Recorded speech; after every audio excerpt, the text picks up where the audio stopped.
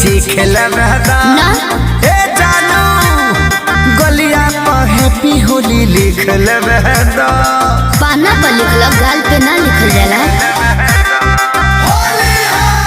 हाँ हाँ फगुआ बोठला भी तनी चीख लबहदा गलिया पर हैप्पी होली लिख लबहदा।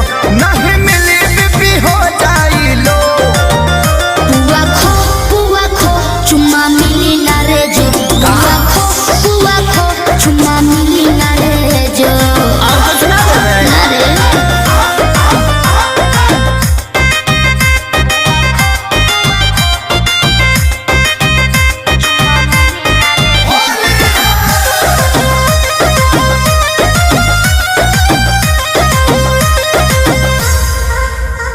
घरवे से जान पुआ पकवानी खा के भांग वाला दूध पूरा पियने दबा गया।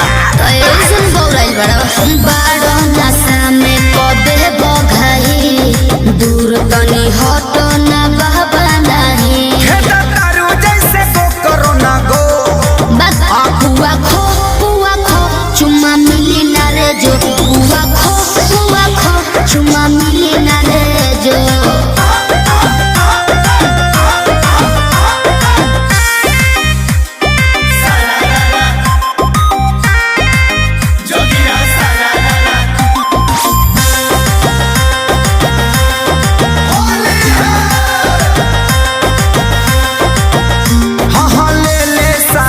समय आजाद होलिया में मौले गुलाल प्यार लाल चोलिया में। ओ लोग के लभर बड़ी फिरी तोहरा चलते